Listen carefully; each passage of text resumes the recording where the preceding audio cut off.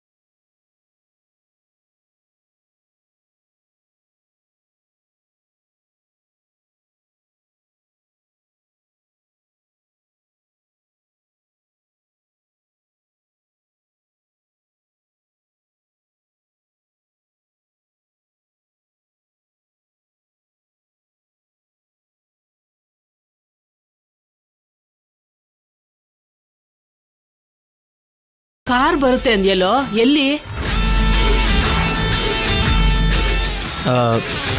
ಅಲ್ಲಿ ನೋಡಮ್ಮ.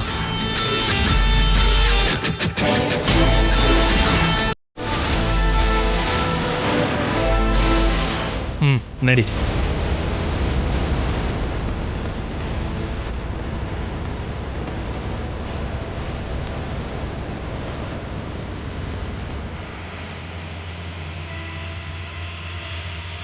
ಏನೋ ಇದು ನಮ್ಮನ್ ಕರ್ಕೊಂಡು ಹೋಗುತ್ತಾ ಇಲ್ಲ ನಾವೇ ಒತ್ಕೊಂಡು ಹೋಗ್ಬೇಕಾ? ನೋಡೋದಕ್ಕೆ ಹಂಗಿದ್ಯಮ್ಮ, ಆದ್ರೆ ಒಳ್ಳೆ ಕಂಡೀಷನ್ ಅಲ್ಲಿದೆ. ನೋಡು, ಈಗ್ಲೇ ಹೇಳ್ತಾ ಇದ್ದೀನಿ, ಅಲ್ಲಿಗೆ ಬಂದ್ರೆ ನಾನು ಒಳಗಡೆ ಬರೋದಿಲ್ಲ, ಹೊರಗಡೆನೆ ಇರ್ತೀನಿ. ಓಡೋಗೋ ಶಕ್ತಿ ನನ್ನ ಹತ್ರ ಇಲ್ಲ. ಅಂತ ಅಗತ್ಯ ನಮ್ಗಿಲ್ಲಮ್ಮ. ನಿನಗೆ ಡ್ರೈವಿಂಗ್ ಬರುತ್ತೆ ಅಂತಾನೆ ನಿನ್ನ ಕರ್ಕೊಂಡು ಹೋಗ್ತಿರೋದು. ಅಂದ್ರೆ ಏನೋ, ನನ್ನನ್ನ ಡ್ರೈವರ್ ಆಗಿ ಇಟ್ಕೋಬೇಕು ಅಂತಿದ್ಯಾ? ಅಬ್ಬಾ, ಅದಕ್ಕಲ್ಲಮ್ಮ. ನೀನು ಹೊರಗಡೆ ಗಾಡಿಯಲ್ಲಿ ದೂರದಲ್ಲಿ ರೆಡಿ ಆಗಿರು. ನಾನು ಒಡವೆ ಜೊತೆಗೆ ಮನೆಯಿಂದ ಹೊರಗಡೆ ಬರೋಷ್ಟೊತ್ತಿಗೆ ನೀನ್ ಗೇರ್ ಬದಲಾಯಿಸ್ಕೊಂಡು ರೆಡಿ ಆಗಿರ್ಬೇಕು. ಸರಿ, ಕಾರಿಂದ ಇಳಿಯೋದು ಬೇಡ ಅಂದ್ರೆ ಬರ್ತೀನಿ, ನಡಿ. ಬಾ.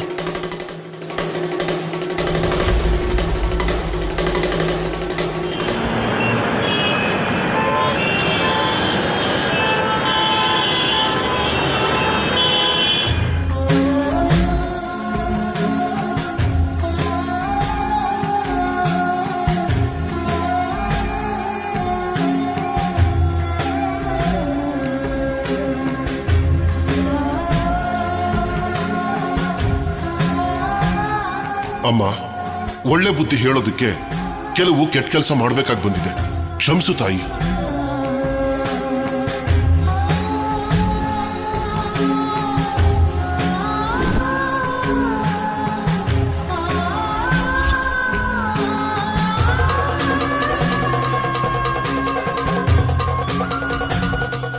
ಆಫೀಸರ್, ಸಿದ್ದುನ ಅರೆಸ್ಟ್ ಮಾಡೋದಕ್ಕೆ ಅಂತ ಶ್ರೀನಿವಾಸ್ ಅವರನ್ನ ಕರೆಸಿರೋದಾ? ಇಲ್ಲ ಕಲ್ಯಾಣಿ, ಮೊದಲು ಅವನು ಒಡವೆಗಳನ್ನ ನಮಗೆ ಹ್ಯಾಂಡ್ ಓವರ್ ಮಾಡೋವರೆಗೂ ನಾವು ಕಾಮಾಗಿರ್ಬೇಕು. ಅದಾದ್ಮೇಲೆ ಆ ಸಿದ್ದುನ ಹಿಡಿಯೋದಕ್ಕೆ ಟ್ರೈ ಮಾಡೋಣ. ಅವನ್ ಮಾತ್ರನೇನಾ? ನನಗೆ ಗೊತ್ತಿರೋ ಹಾಗೆ ಒಡವೆ ಸಿಕ್ಕಿದೆ ಅಂತ ಸಂಪದನು ಓಡ ಹೋಗೋದಕ್ಕೆ ಟ್ರೈ ಮಾಡ್ತಿದ್ದಾಳೆ. ಒಂದೇ ಸಲ ಪಕ್ಕಾ ಪ್ರೂಫ್ಸ್ ಜೊತೆಗೆ ಇಬ್ಬರನ್ನು ಅರೆಸ್ಟ್ ಮಾಡಿ ಕೋರ್ಟ್ಗೆ ಸಬ್ಮಿಟ್ ಮಾಡ್ತೀನಿ.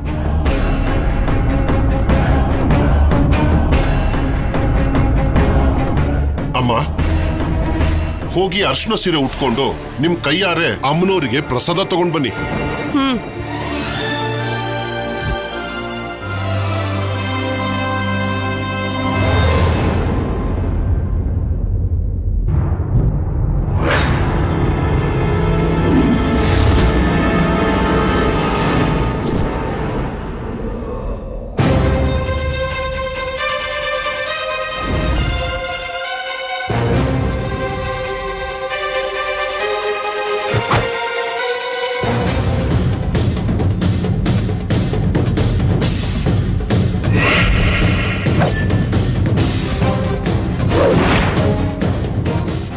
ತೋಡೋದು ಅಂದ್ರೆ ಹೀಗಲ್ಲ ಬಾಲಾಜಿ, 1.5 ಅಡಿ ಆಳ ಇರಬೇಕು. ಅಲ್ಲ ಈ ಗುಂಡಿ ಯಾಕಮ್ಮ? ಬೆಂಕಿ ಹಚ್ಚೋದಕ್ಕೆ 4 ಕಲ್ಲಿಟ್ರೆ ಆಯ್ತಲ್ಲಮ್ಮ. ಇದು ಕಲ್ಲಲ್ಲಿ ಹಚ್ಚೋ ಬೆಂಕಿ ಅಲ್ಲ ಬಾಲಾಜಿ. ಓಹ್, ಅರ್ಥ ಆಯ್ತು ಬಿಡಿ ಅಮ್ಮ. ಊರವ್ರನ್ನೆಲ್ಲ ಕರೆದು ಊಟ ಹಾಕ್ಸ್ಬೇಕು ಅಂದ್ರೆ ದೊಡ್ಡ ದೊಡ್ಡ ಪಾತ್ರೆಯಲ್ಲಿ ಅಡಿಗೆ ಮಾಡಿಸ್ಬೇಕು. ಆ ಪಾತ್ರೆ ಇದ್ರಲ್ಲಿ ಹಿಡಿಸ್ಬೇಕು ಅಂದ್ರೆ ದೊಡ್ಡ ಗುಂಡಿನೇ ತೋಡ್ಬೇಕಮ್ಮ. ಅರ್ಥ ಆಯ್ತಲ್ವಾ? ತೋಡು. ಆಯ್ತಮ್ಮ.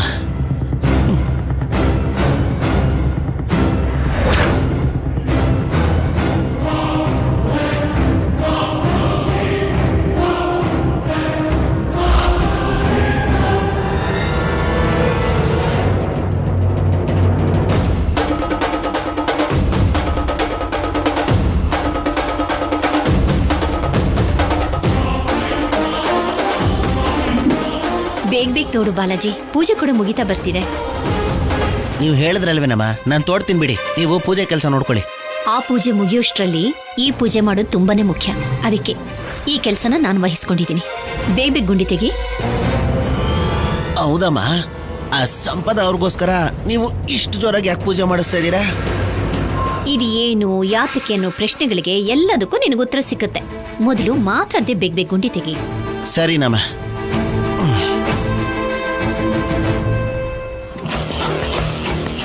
ಚಿಕ್ಕಮ್ಮ, ಫೋನ್ ಕೊಡಿ.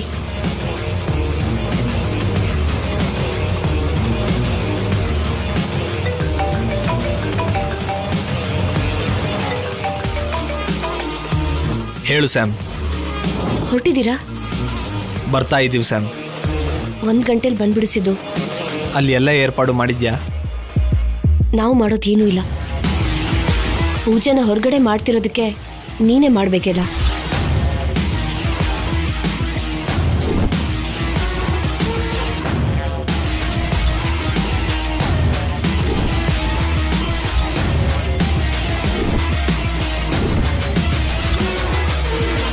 ಒರಿಜಿನಲ್ ಒಡವೆ ನಿಮ್ಮ ಕೈಗೆ ಬರ್ತಿದ್ದ ಹಾಗೆ ನಿಮ್ಮ ಜೊತೆನೆ ಬಂದ್ಬಿಡ್ತೀನಿ ಸಿದ್ದು. Okay Sam. ಒಂದ್ ವೇಳೆ ನೀನ್ ಸಿದ್ದು ಹತ್ರ ಹೋಗಕ್ಕಾಗ್ಲಿಲ್ಲ ಅಂದ್ರೆ? ಎಲ್ಲದಕ್ಕೂ ಅಪಶಕುನ ಮಾತಾಡ್ತಿರಲ್ಲ ಚಿಕ್ಕಮ್ಮ. ನಾನ್ ಸಿದ್ದು ಜೊತೆ ಹೋಗೋಕ್ಕಾಗ್ಲಿಲ್ಲ ಅಂದ್ರು ಸಿದ್ದು ಒರಿಜಿನಲ್ ಒಡವೆ ಜೊತೆ ಹೊರಟೋದ್ರೆ ಇವರೆಲ್ಲರೂ ನನ್ಗೆ ಹಿಂಸೆ ಕೊಡ್ತಿದ್ದಾರೆ ಅಂತ ಆ ಕರುಣಾಕರ್ ರಾವ್ ಮುಂದೆ ಪ್ರೂವ್ ಮಾಡಿ ಲೀಗಲ್ ಆಗಿ ದೂರ ಆಗಿ ನಾನ್ ಸಿದ್ದು ಹತ್ರ ಹೋಗ್ತೀನಿ. ಸರಿ ಬಾ, ಸೀರೆ ಉಟ್ಕೋ.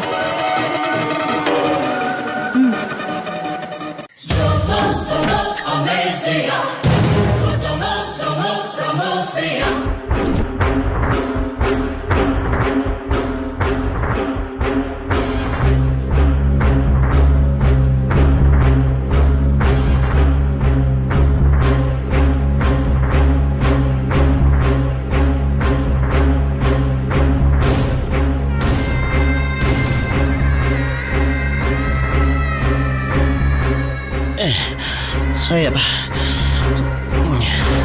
ಆಯ್ತಮ್ಮ.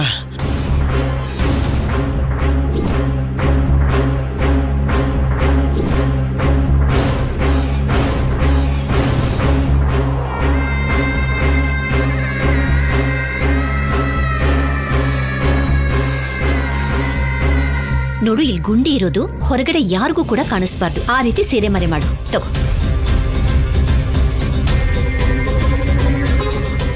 ಮರೆ ಮಚ್ಚೋದು ಅಂದ್ರೆ ಹೇಗಮ್ಮ? ನಮ್ಮ ಮನೇಲಿ ಎಷ್ಟೋ ಪೂಜೆಗಳನ್ನ ಮಾಡಿಸಿದೀವಿ, ಯಾವತ್ತಾದ್ರೂ ಹೀಗೆ ಮಾಡಿದೀವ? ಅರ್ಥ ಆಯ್ತು ಬಿಡಮ್ಮ.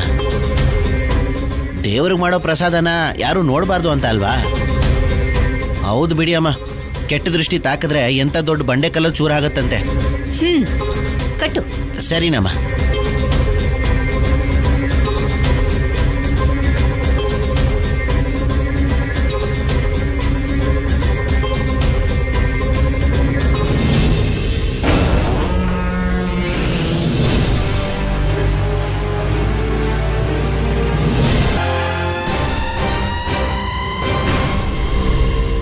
ಸಂಪದ,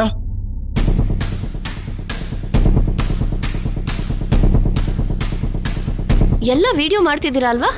ನಿಮ್ಮ ಅನ್ಯೋನ್ಯತೆ, ನಿಮ್ಮ ಅತ್ತೆ ಮಾವನ್ ಪ್ರೀತಿನ ಜಡ್ಜ್ ಅವರಿಗೆ ಕಣ್ಣಿಗೆ ಕಟ್ಟೋ ಹಾಗೆ ತೋರಿಸ್ಬೇಕಲ್ವೇನಮ್ಮ? ತೋರಿಸ್ಲೇಬೇಕಲ್ವ?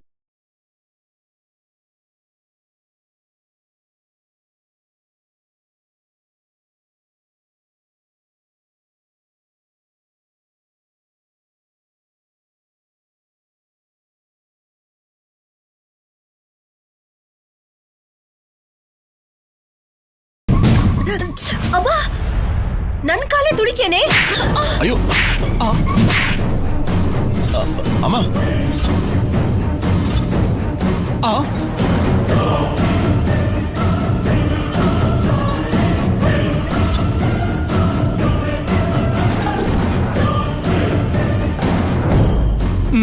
ಇದು ಮಾತ್ರ ಪ್ರೀತಿ ಅಲ್ಲ, ಕೋಪ.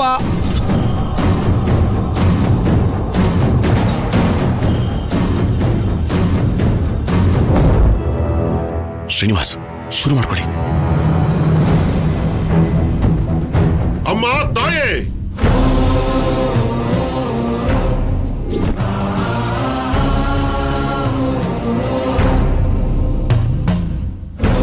ಅಮ್ಮ, ಅಮ್ಮನವ್ರ ಮುಂದೆ ಪೂಜೆ ಕೂತಾಗ ಆ ಉಗ್ರತ್ವ ಇರುತ್ತೆ, ಅದನ್ನ ತಪ್ಪಾಗಿ ತಿಳ್ಕೊಬೇಡಿ.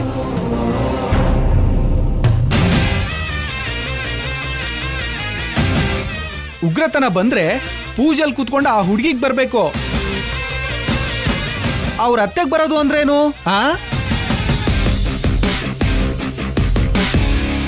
ಅಮ್ಮನವ್ರ ಪೂಜೆ ಅಂದ್ಮೇಲೆ ಎಲ್ಲರಿಗೂ ಯೋಗ ಬರಲ್ಲ, ಯಾರೋ ಒಬ್ರಿಗೆ ಬರುತ್ತೆ.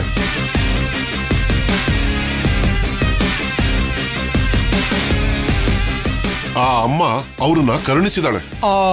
ಅಷ್ಟೇನಾ? ನಿಮಗೆ ಮದ್ವೆ ಆಗಿದ್ಯಾ?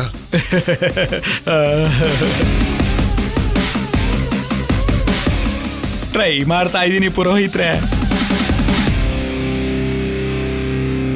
ಈ ಪೂಜೆಯಲ್ಲಿ ನಿಮ್ಮ ದೃಷ್ಟಿ ಎಲ್ಲ ಅಮ್ಮನವ್ರ ಮೇಲೆ ಇಟ್ರೆ ನಿಮ್ ಮದುವೆ ಗ್ಯಾರಂಟಿ. ನಿಜಾನಾ? 100%. ಅತ್ತೆಯವ್ರು ಹೊಡೆದ್ರೆ ತಪ್ಪನ್ಬಹುದು, ಅಮ್ಮನವ್ರು ಹೊಡೆದ್ರೆ ತಪ್ಪು ಹೇಗಾಗುತ್ತಮ್ಮ? ತಪ್ಪೇನಿಲ್ಲ.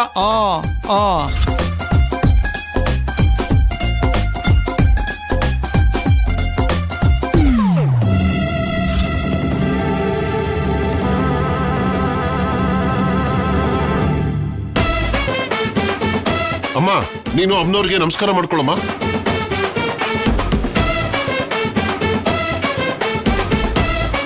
ಶ್ರೀನಿವಾಸ್, ಸಂಪದ ಓಡ್ ಹೋಗ್ದಾರ ನೋಡ್ಕೋಬೇಕು. ಅದಕ್ಕೆ ಪೂಜೆನ ಇನ್ನೂ ಜೋರಾಗಿ ಮಾಡ್ಬೇಕು. ನಾನ್ ನೋಡ್ಕೋತೀನಿ ಸರ್, ನನಗ್ ಬಿಟ್ಬಿಡಿ. ಅಮ್ಮ, ಅಮ್ಮನವ್ರಿಗೆ ಪೂಜೆ ಮಾಡ್ತಿರೋ ಆ ಪರಮ ಭಕ್ತೆ ಮೇಲೆ ಒಂದು ಬಿಂದಿಗೆ ಅರಿಶಿನ ನೀರಾಕಿ.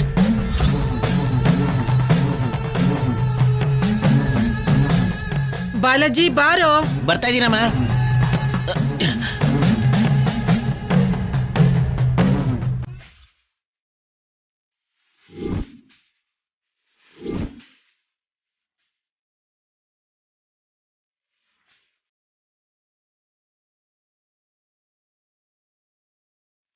ಏನು ಬಿಸ್ನೀರಾ? ಅಮ್ಮ, ನೀನು ಪೂಜೆ ಮಾಡ್ತಾ ಇರೋದು ಆ ಶಕ್ತಿ ಸ್ವರೂಪಿಣಿಗೆ. ನಾನು ಹೇಳಿದ್ದನ್ ಮಾಡಮ್ಮ.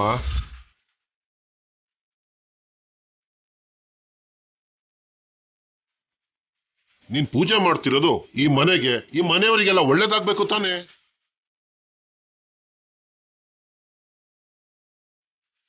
ಆಗಿರ್ಬೋದು, ಆದ್ರೆ ಮದ್ವೆ ಅಮ್ಮನವ್ರಿಗೆ ಪೂಜೆ ಮಾಡ್ತಾ ಪ್ರಶ್ನೆ ಏನಮ್ಮ? ಪುರೋಹಿತರು ಹೇಳ್ದಂಗ್ ಮಾಡು.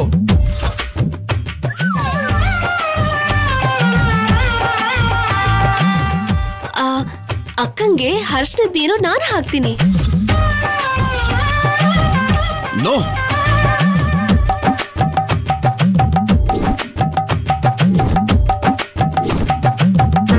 ನನ್ ಸಂಪದ ಮೇಲೆ ಬಿಸಿ ನೀರನ್ನ ಹಾಕ್ತಿರ್ಬೇಕಾದ್ರೆ ನನ್ನಿಂದ ನೋಡೋಕ್ಕಾಗಲ್ಲ. ಅವಳು ಮೃದುವಾದ ಚರ್ಮ ಸುಟ್ಟು ಹೋಗ್ಬಿಡುತ್ತೆ. ಅಕ್ಕನ್ ಪೂಜೆಗೆ ಅಡ್ಡಿ ಮಾಡ್ಬೇಡಿ. ಈ ಕುಟುಂಬಕ್ಕೋಸ್ಕರ ನಮ್ಮ ಅಕ್ಕ ಅಷ್ಟು ಮಾಡೋದಿಲ್ವಾ? ನಾನು ಹಾಕ್ತೀನಿ.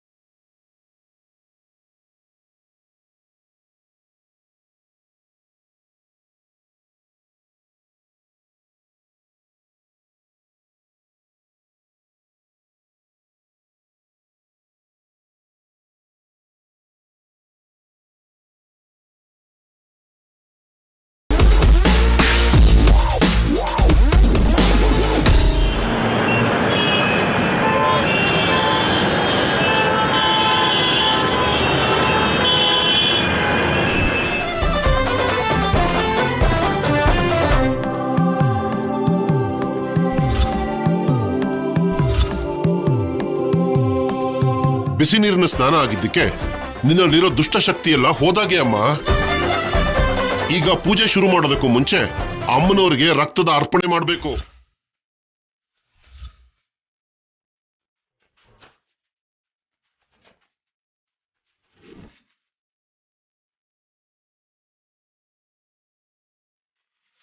ಅದೇನ್ರಿ ಮದುವೆ.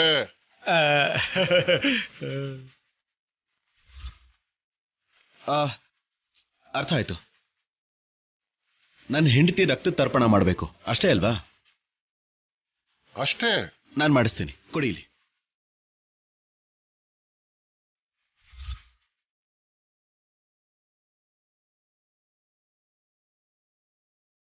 ನಿನ್ನೆ ಏನಾದ್ರೂ ಕುಯ್ಕೋತೇನೋ? ಸಂಪದಾಗ ಭಯನಮ್ಮ, ಅವಳು ಕುಯ್ಕೊಳ್ಳಲ್ಲ, ಅದಕ್ಕೆ ನಾನೇ ಕುಯ್ತೀನಿ.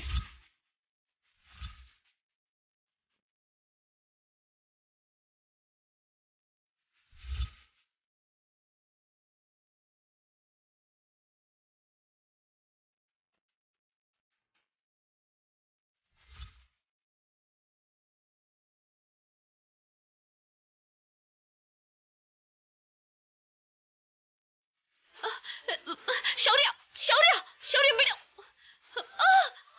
ಶೌರ್ಯ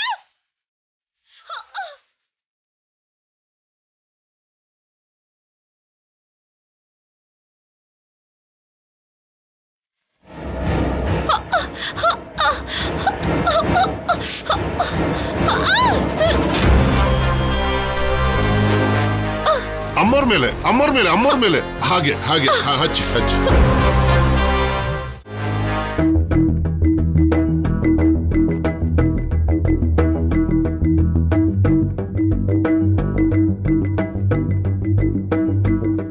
ಅಮ್ಮ, ಏನಮ್ಮ ಪೂಜೆಗೆ ಬರದೆ ಇಲ್ಲೇನ್ ಮಾಡ್ತಿದ್ಯಾ? ಎಲ್ರೂ ಪೂಜೆ ಮಾಡೋದಕ್ಕೆ ಬಂದ್ಬಿಟ್ರೆ ಬೇರೆ ಕೆಲಸನೆಲ್ಲ ಯಾರು ಮಾಡ್ತಾರಪ್ಪ? ಅದಕ್ಕೆ ನಾನು ಪ್ರಸಾದ ಮಾಡೋಕೆ ಅಂತ ಇಲ್ಲಿಗೆ ಬಂದಿದ್ದೀನಿ. ಇದು ಸಂಪದ ಬೇಕು ಅಂತ ಮಾಡಿಸ್ತಿರೋ ಪೂಜೆ ಅಂತ ನಿನಗೆ ಗೊತ್ತಲ್ವಾ? ಆದ್ರೂ ಈ ಪ್ರಸಾದ ಎಲ್ಲ ಯಾಕಮ್ಮ? ನಮಗ್ ಗೊತ್ತು ಅನ್ನೋ ವಿಷಯ ಸಂಪದನ್ಗೇನಾದ್ರೂ ಗೊತ್ತಾದ್ರೆ ಆಮೇಲೆ ಸಿದ್ದುನ ಹೇಗಾದ್ರೂ ಮಾಡಿ ತಪ್ಪಿಸ್ಕೊಳ್ಳೋ ಹಾಗೆ ಮಾಡ್ಬಿಡ್ತಾಳೆ. ನೀನ್ ಹೋಗಿ ಪೂಜೆ ನೋಡ್ಕೊಪ್ಪ, ಮಿಕ್ಕಿದ ಕೆಲಸ ಎಲ್ಲ ನಾನ್ ನೋಡ್ಕೋತೀನಿ. ಸರಿ ಅಮ್ಮ.